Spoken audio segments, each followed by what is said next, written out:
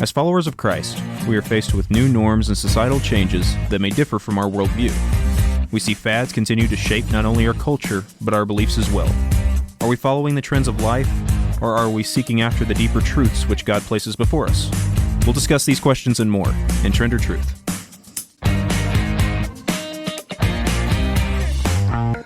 Hello, and thanks for joining us here at the AMP station. This is Zorn, and I'm super excited today to talk about this. I think everybody kind of has to, wants to have the opportunity to talk about a calling or what their purpose is, and we're going to talk a little bit about callings and if it's, calling and a purpose are the same and some other things like that. So first, let me introduce who my guests are today. Now we have back with us one of our former stars, Addison Nakashima. Hey. Who's also my daughter, and I think that's the first time I got her name right, with the new last name. And then her husband and one of my favorite people in the whole wide world, Chris Nakashima. Oh, stop it. And then, of course, our fabulous producer and just all-around awesome guy, Mason Phillips. Sup? So, and the crowd roars. I love it. So, let's just jump right in. We're going to talk about today about calling. I think all of you have felt some sort of calling on your life already, is kind of why I wanted to include you and just go through this and kind of talk about it and see if maybe we can clear up some things for other people that have questioned this or wondered. So just real quickly, if you guys could give me just something quick about what you believe a calling is. I think a calling is just something that God has placed on your heart, that He's given you a passion for, that He's given you some kind of guidance in your life for you to pursue, and something that you just feel confident in that's going to grow His kingdom and grow your relationship with Him as well, and impact other people as well as your relationship with Christ. All right, I love that. You guys got anything else to expand on it, or No, it's kind of what it means to you? Pretty much whatever the purpose that God puts on your heart for the ultimate goal that He wants you to fulfill in life. One thing I was just thinking about while Addie was saying that was kind of like, a calling is birthed from your environment. So, I mean, That's really good. You can think of your calling as being something totally different depending on where you're born. It's something that, could be something as a product of your social status, or, just all these things are, a product of your environment. And, God put you in that place. So technically it still comes from God. But, I think a lot of these things shape who you are based on, your surrounding. Yeah, I love that. I love that. So then a lot of you said in your description, you said something about purpose. So is there a difference between calling and purpose, or are they the same thing? I see them as the same thing. I think they're really interchangeable, so I don't think there's a difference between either one of them. See, I'm opposite of that. That's why I love this show. Yeah. It gives us a chance to talk about it. So for me, just off the top of my head, for what I think of when I think of a calling is like the bigger ultimate goal for your life, what you're going to do or what you're meant to do as a totality kind of feel. And your purpose is, it's going to change day to day, week to week, who you're interacting with. My purpose for AMP could be different than my purpose for, when I was at Rogers State versus when I was in junior college. And I see what you're saying, yeah. I serve a purpose until that purpose is fulfilled. And I think of that small scale versus a calling being large scale. And that's just how I interpreted the two words. I like that. What about you, Addie? I see calling and purpose the same, kind of like Mason said.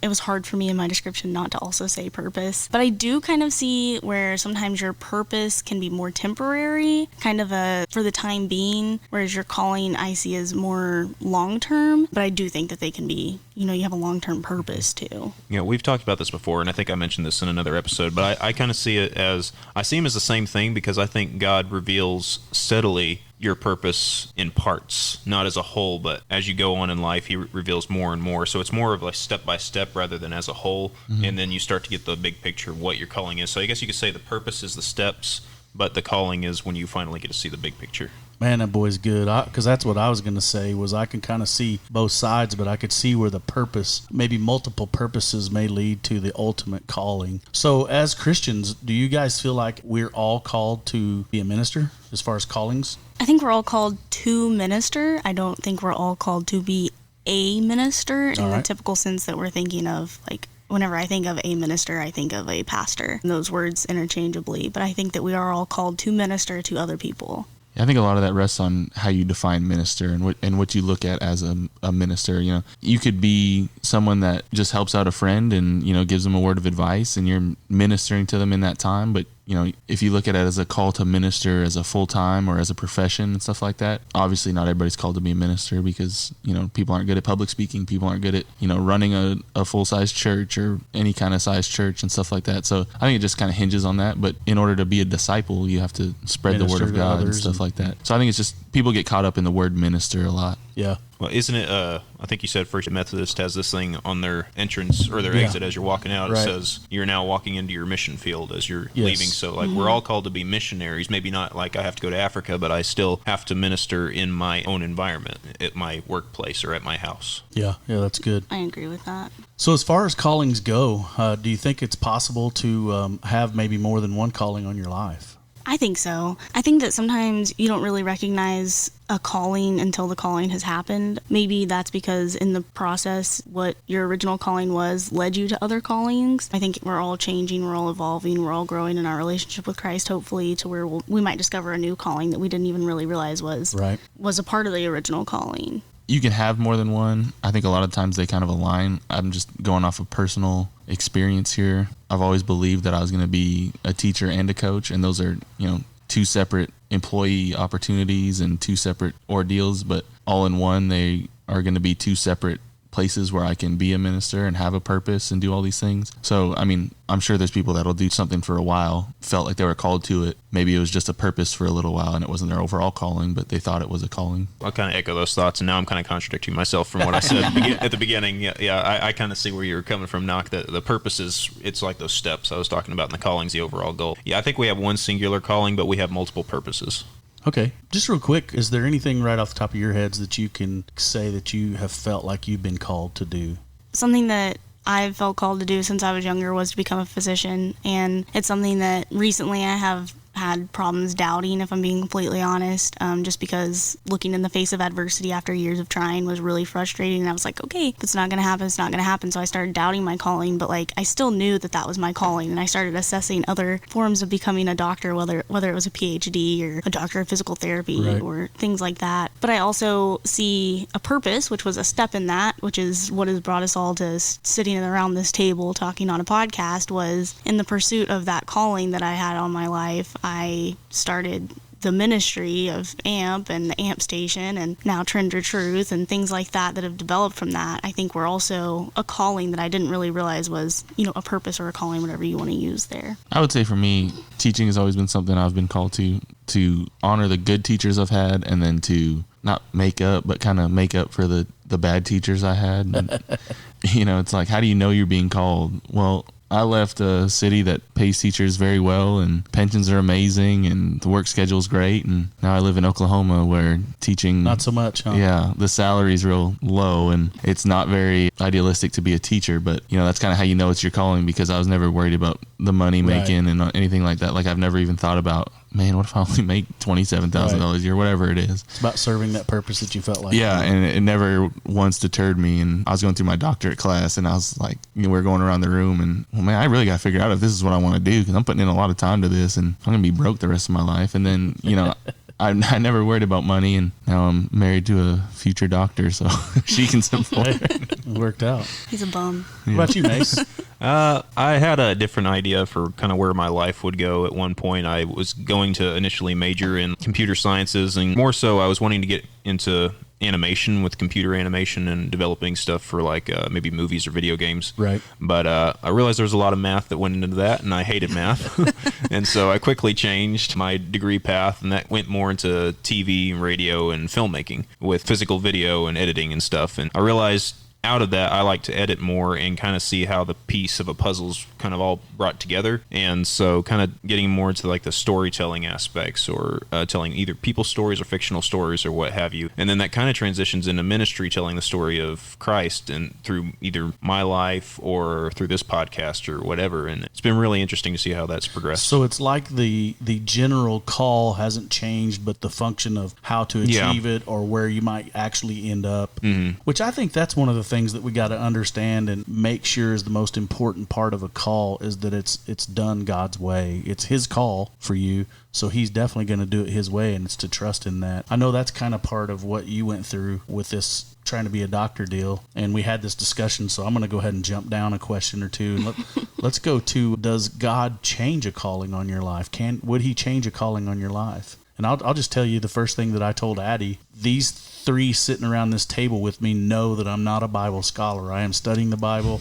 I'm reading it every day. I believe in the importance of that. And at AMP, we are going to just talk about that so hard in the fall to get that driven into people's heads, how important it is to read the Bible, like really read it. So I'm learning a lot. But the first thing that I told Addie whenever she asked me this question was the thing that popped into my head was Moses. And Moses was called to lead the Israelites into the promised land. And I believe that he thought he was going to get into the promised land with them. He thought he was going to get some of that milk and honey with the rest of the crew. And that did change to some degree. He didn't get to go into the promised land. And I'll tell you how unintelligent I am. I thought that meant he wasn't going to get into heaven. I thought the promised land was heaven. So I was like, oh man, this sucks, And then I learned that what the difference was between the promised land and heaven. So, is that kind of something that you guys might agree with or disagree with? I would say that your perception would change, or what you thought your calling was might change, but I don't think God changes the calling. I think he's set the plan for you, and he's, going to guide your life. And, as you mature, as you grow, as your mindset changes, that change happens to a personal idea of a calling. But I think maybe in the master plan there was always that direction that you were supposed to go in. This is such a hard question for me because it's something that I've recently struggled a lot with. Mason said something a couple podcasts ago. I don't know if it was one of the ones that didn't record or what happened, but it was so good. And he just said that sometimes it changes. Sometimes not in your calling changes from this to that, but you change as a person. And sometimes your steps along the way lead you to something different. That was not a direct quote, but it was along those lines. And the concept of it was, in the pursuit of a calling, God might lead you elsewhere in the middle of it. And that was something that I kind of clung to before I was accepted to medical school was, okay, well, God still brought me here. There was some kind of purpose in it, kind of going back to the purpose, the steps along the way. And maybe now I'm going some direction that I would have never gone had I not pursued the step of what I was perceiving as my calling.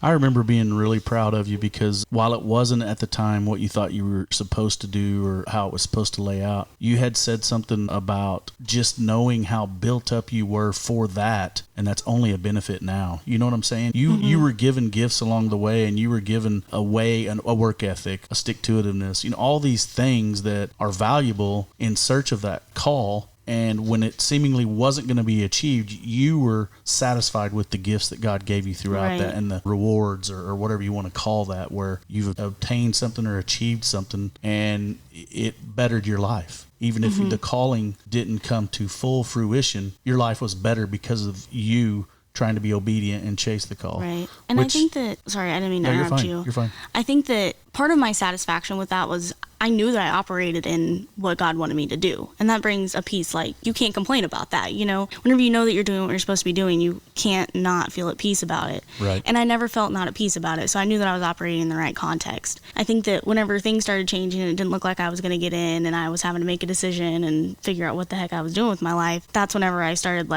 kind of almost falling back and relying on those small things in the meantime of knowing that I followed those steps, knowing that they had a purpose in them, whether it was getting to be good with people and running a business, whether it was, learning how to do surgeries and just learning about little things about the human body. Somehow that's going to benefit me in life. I don't know how, but now obviously it makes sense because I've been accepted. But in the moment I was everything has a purpose. So God wanted me there for some reason. So that was something that I had to have peace with was, am I operating in the right context? And I answered that with a yes. And I had peace with that. So I knew that it was going to be okay in the end. I think I have a carcinoma perpetuitis mangled thing that you're going to have to remove from me. So maybe that's why.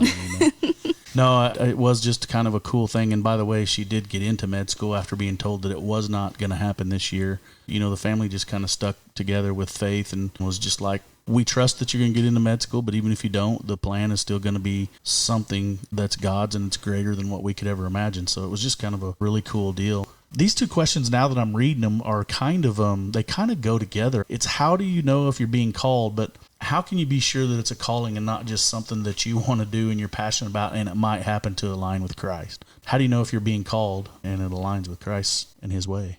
I think on that fact, it's like something that doesn't go away. There's little things in your life that you want in that certain time and space, and then a day, a week, a month later, it's like, I don't even know I was wasting my time with that. Like, I don't even think about that anymore or whatever. You know what I mean? Yeah. But then I didn't until right when you said that, and I'm like, oh yeah, that makes you really get good lost sense. in something, and you're like, dude, I'm doing this. This is it. And then like a month later, you haven't picked up that thing you just were doing every single day for 5 hours a day. And then, but there's always that thing or multiple things or, you know, kind of greater pull in your life that has just always kind of stuck around. And you're like, well, you know, at first you're like, oh, maybe that's it. And then a few months go by and you're like, yeah, sounds pretty good. And then a year goes by, 2 years, 5 years, you know, you've graduated school and you're like, yeah, this is where I want to go. And I've just kind of always wanted to go that way. At least that's how it's worked for me. It's kind of just been like, I could do teaching. That seems like a pretty good thing. And then, you know, people come up and they're like, dude, you could be really good at that. Like, okay, all right, whatever. Like, I'm in high school, who cares? And then you get to college and you start taking education classes and you're like, yeah, I could do this. And now you're done. I'm trying to get my master's. And like, man, I just need to get in the classroom. I'm ready to do this. And maybe it's not my calling, but that's, you know, something that's been on my heart for a long time. And I'm ready to do that. But you've also prayed up over it too. I mean, and I think when you have something that you think that you want to do, that's probably the best thing is to start praying up on it. And when you pray up on it, if you don't get a definite negative feeling in your gut, or if you get a definite positive feeling in your gut, you can kind of trust that. I think that there's affirmation in that too. Like people along the way are telling him, "Hey, you'd be good at this. Hey, and I you'd think be really good at this." I think the Bible sometimes will affirm those kinds of things too, because you know, a calling like what we're talking about is always going to be something that aligns scripturally. It's not going to be something outside of that. You know? I think it aligns passionately as well. Yeah. You know, part of that question says is how you know it's not something you're just personally passionate about. You know, I'm not going to be a teacher if I'm not passionate about helping kids and getting into that space and committing that time. Because you really couldn't. You couldn't. I can't be passionate about. Enough. It's not.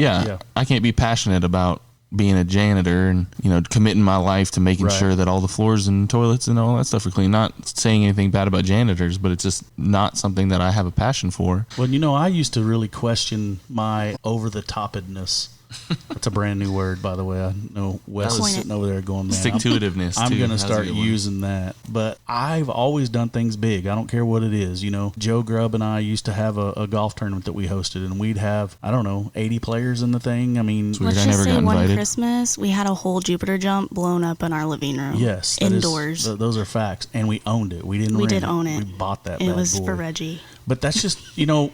And when I first gave my life to Christ, I remember getting to speak at Claremore Assembly of God. It was August 19th, 2015. I'll never forget it. One of my friends asked me, said, are you going to wear shoes and pants and so no one can see your painted toenails? And I thought about it for a second. I was like, yeah, that's probably the right thing to do. But then it just hit me, and I really believe it was from God. I was like, man, you know, there's a message in this. This is me. This is how God made me. I had my toenails painted because I had an 11-year-old daughter that asked me if she could paint my toenails from time to time. And it was time to spend with my 11-year-old daughter, so I was in. Had nothing to do with anything else. I did kind of like the attention that come from it before, you know. I wore bright yellow shorts. I wore flip-flops every day of my life almost. Always have some kind of crazy hair. I think my hair was long then. I don't remember, but I think it was shoulder length or something. But I got up on that stage and I told him that my friend had asked me this, and it just hit me that I was up there because my heart had changed, not because my style had changed, not because my passion for things had changed, not because he was going to make me do things smaller than I had before, you know. And so I really started kind of praying. Like, I always wondered if that excessiveness came from God, or if that excessiveness was a satanic thing or a devilish thing, or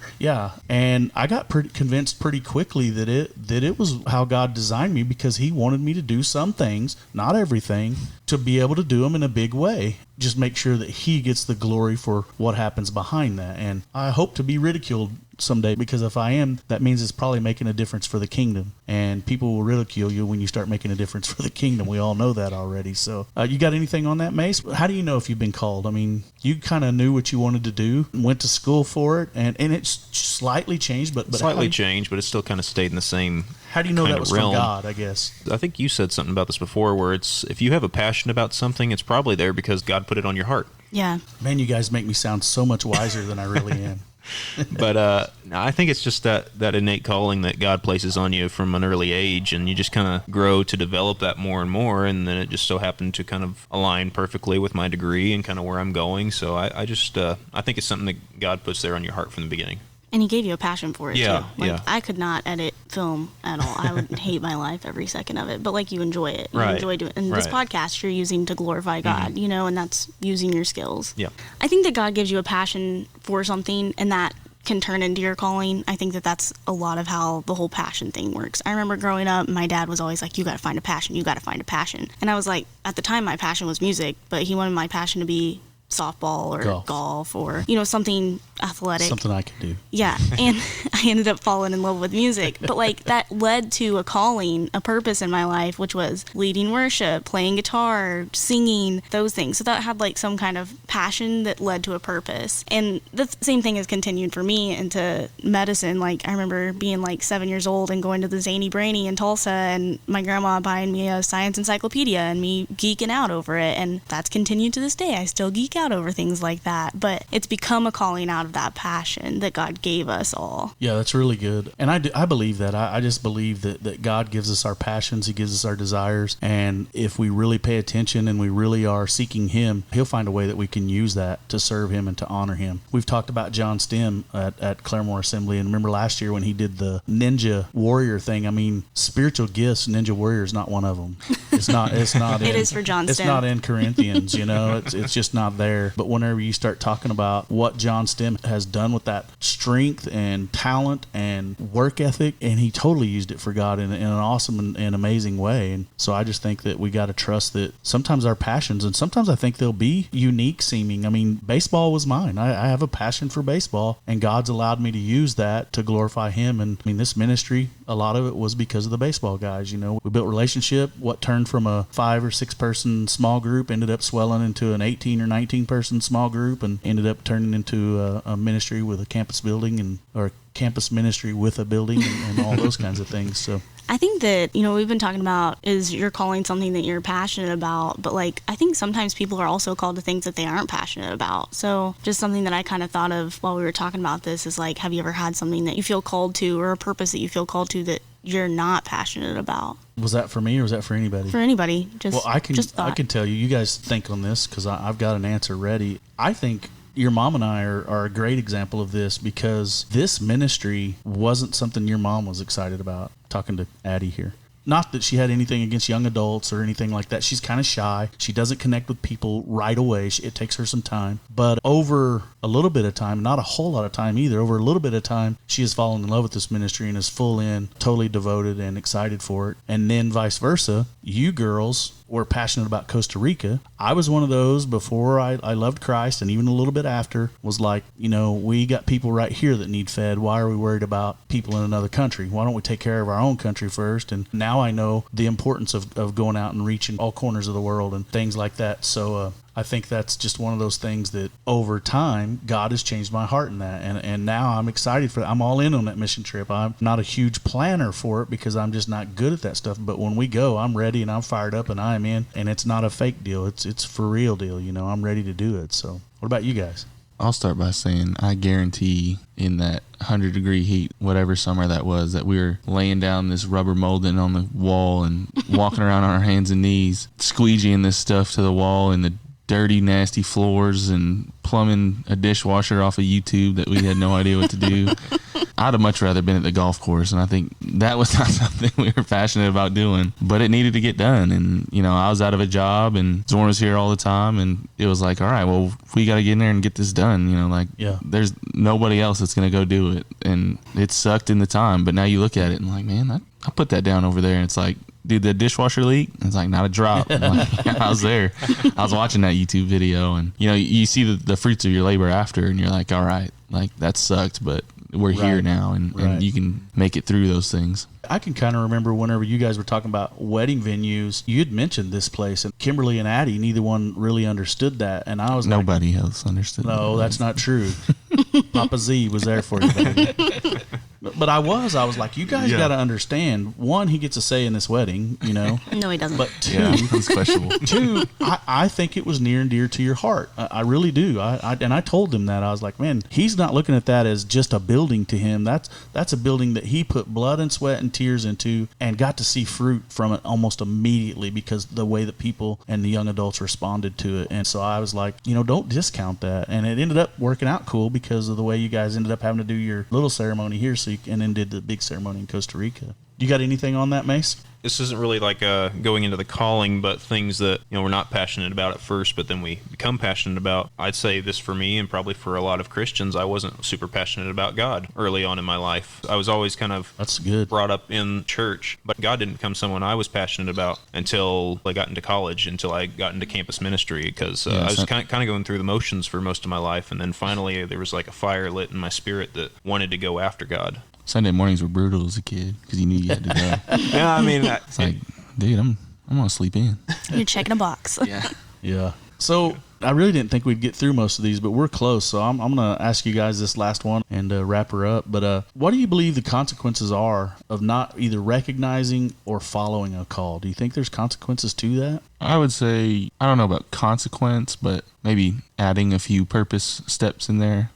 There's plan A that is a direct path that could get you there pretty easily, but you might miss out on some stuff. But when you don't follow your calling, or, you ignore it, or you try and go your own way in your own passions and stuff, you're gonna have to go through some more purpose. Like, there's gonna be some extra steps. You're gonna meet some other people. In your case, you were still following your calling, but there was still steps along the way that you didn't want to go through. I think you just add a few more of them. Like, I don't know, if I was to say, I knew my calling was teaching, but I really just wanted to get into graphic design or something. Like, now I've wasted my time learning Adobe Illustrator, and I've spent time and money and effort and all those things, and those things may come back around, and as a teacher I can use all those things or whatever, but you go through all these steps that you may have not had to go through, and you make it a little bit tougher on yourself. And that's just kind of what I think. I don't know if it's a consequence or if it's just a byproduct, Right? And not all those things are negative, and God will use all those things in a positive way, hopefully. And it's just, I would say, more of a byproduct than a consequence. That's good. That's good. How about you, Ed? This is a really difficult question, I think, because the consequences of not recognizing or following a call, I think that you could look at it from two ways. Like, do you not recognize it or do you not follow it? Because if you're not recognizing it, maybe you could argue that it's a problem with your relationship with Christ. But, like, if you're not recognizing it, if it's your calling, why isn't it clear? And that's different from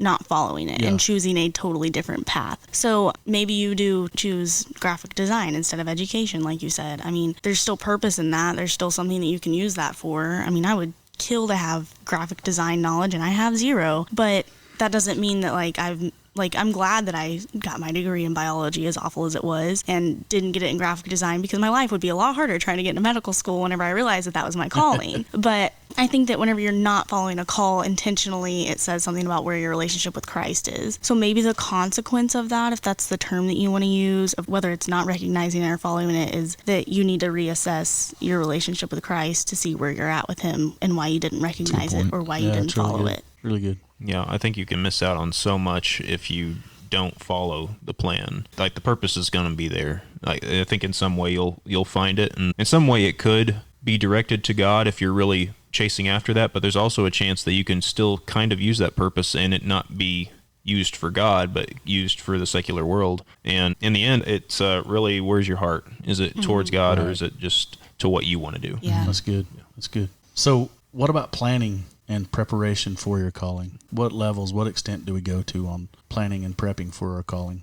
Well, I don't have much to say on that, except I do have a scripture that kind of lines up with that. In All right. Proverbs 19:21, it says, "You can make many plans, but the Lord's purpose will prevail." That's awesome. There's another one. I think it's Proverbs, but it says the Lord establishes their steps. For humans plan their paths, but the Lord establishes their steps. That's not word for word. I don't claim to You're mine. memorize everything. I do not memorize verse as well. I But think it's Proverbs somewhere. Yeah. it is Proverbs, though. No, it is. I just don't know where. But it says that, and I think that's along this. That's what I actually thought you were going to say, was that verse, because he's going to establish your steps. So you don't have to, as long as you're following him and obeying him, you don't have to stress too much in the meantime. Right. Hopefully. I would say I that probably will, all your preparation is faith-based, because you could do all the prep work in the world, but you'll never know until it happens that it was all worth it or it wasn't worth it. You went to medical molecular biology through college. that might have all gone away and you would have gone into the promotional product business. And, all that prep was completely faith-based, and not saying that is a bad thing, but luckily it worked out for you and your calling aligns with all the preparation you did. And I don't think God will ever, waste your time with preparation and stuff like that. But, when you're in your Bible and you're in your readings and you're doing all these things, and all that preparation is going to be, based on faith. You can't be totally sure about what your calling is until it comes to fruition. And, thankfully all that time spent in a medical molecular biology degree, in a dermatologist's office, 2 separate ones, learning from those doctors. And then maybe this preparation while you've been trying to run a business will teach you about when you want to open your own practice. And, right. All these things are based on faith because you don't know if any of this is going to pay off. And I'll just go back to this building. I could have spent all this time in this building and then, had to go home for immigration reasons or whatever. But that preparation's never lost because it'll still go with you. Right. It just doesn't always lead to that. But I think, the biggest takeaway is that preparation's based on faith. Mm-hmm. Well, man, you guys are awesome. I feel like that was a really good talk. I just want to kind of wrap up with saying, if you're not sure what your calling is, look at the things that God has made you passionate about and search those things. And don't be afraid to ask him. Don't be afraid to talk to him and say, did you give me these passions and these things that I'm excited about and it's easy for me to get fired up about so that I could use them for you? And I think that whenever you start talking to him like that, he will start revealing things to you. He is an awesome, awesome revealer. Whenever we get in true relationship, whenever we spend time with him, he will show us what he wants us to do. And I can say that firsthand just from where God's brought me in 5 short years, the things that he has me doing, the ways that he's equipped me. And I am by no means equipped in some great, magnificent way. I don't have super verbose vocabulary. Most of the time I sound like a simpleton, and I say that a lot, but I do. But it's about the heart that he's given me. I really don't have very many times that I question why I'm doing what I'm doing. And I definitely don't question who I'm doing it for. I know that the kids are my focus, but they're my focus for God's purpose for them. And that's kind of why we do this. This is really a deal so that we can have discussion about what we believe God has led us to. And we do want to get a little bit more focused on the truth in the Bible and start spending some time in that. But we're also wanting to get kids involved and young adults involved in doing this and talking about these things so that maybe when that discussion starts, you start seeing some of the different things that God does put on your heart and makes you passionate about. So we thank you so much for listening. Share this, like it, do all those things. All of our info that you need for us is below in the podcast information, but we just are so thankful that people are listening to this and we really enjoy doing it, and we love you guys. This podcast is recorded out of the AMP station in Claremore, Oklahoma. AMP is a Christian ministry geared towards college students and young adults, with an emphasis on loving God, loving people, and making disciples. Consider becoming a subscriber so you don't miss a single episode. You can follow us on YouTube and your favorite podcast platforms. Once again, thank you for joining us today, and we'll talk to you next time.